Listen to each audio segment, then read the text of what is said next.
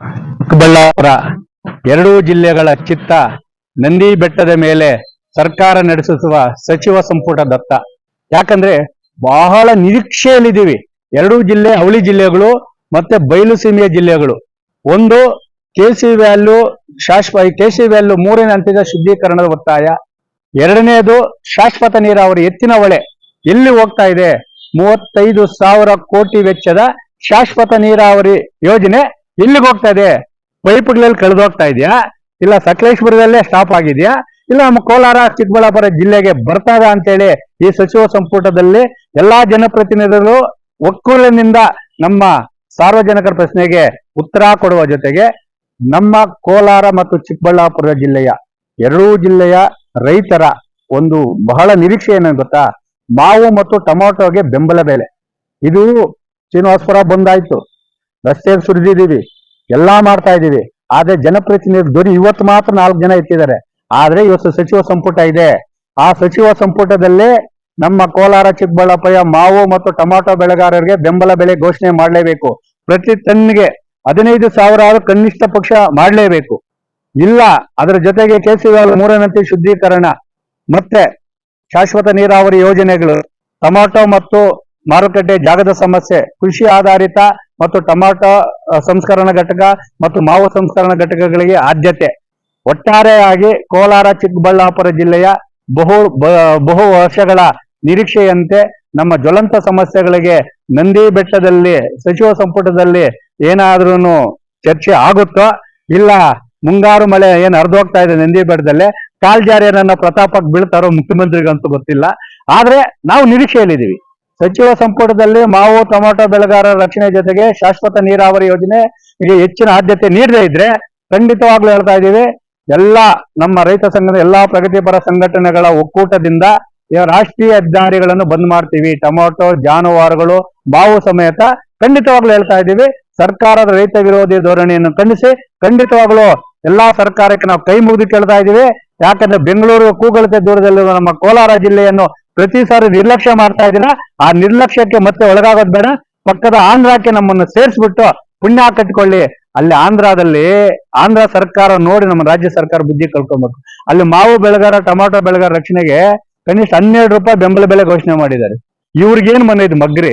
ಅದಂತೆ ಇದಂತೆ ಬರೀ ಗಲಾಟೆ, ಸಾವುಗಳ ಮೇಲೆ ರಾಜಕೀಯ.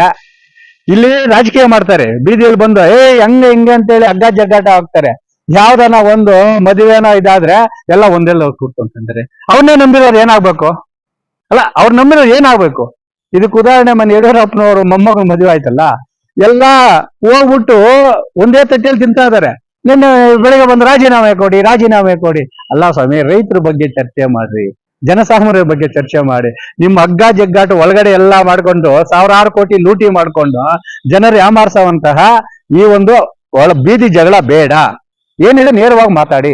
ಅದ್ರ ಜೊತೆಗೆ ಈ ಒಂದು ನಂದಿ ಬೆಟ್ಟದಲ್ಲಿ ನಡೀತಿರುವ ಸರ್ಕಾರದ ಬಹು ನಿರೀಕ್ಷೆಯ ಸಚಿವ ಸಂಪುಟದ ಸಭೆಯಲ್ಲಿ ನಮ್ಮ ಕೋಲಾರ ಜಿಲ್ಲೆ ಚಿಕ್ಕಬಳ್ಳಾಪುರ ಜಿಲ್ಲೆಯ ಜ್ವಲಂತ ಸಮಸ್ಯೆಗಳು ಸ್ಪಂದಿಸದೇ ಇದ್ರೆ ರಾಷ್ಟ್ರೀಯ ಹೆದ್ದಾರಿ ಬಂದ್ ಮಾಡೋದಂತೂ ಗ್ಯಾರಂಟಿ. ರಾಷ್ಟ್ರೀಯ ಹೆದ್ದಾರಿ ಬಂದ್ ಮಾಡ್ತೇವೆ, ಇಲ್ಲ ಪಕ್ಕದ ಆಂಧ್ರಾಗ ನಮ್ಮನ್ನು ಸೇರಿಸ್ಬಿಡಿ ಪುಣ್ಯ. ಅದೇ ನಾವು ಸರ್.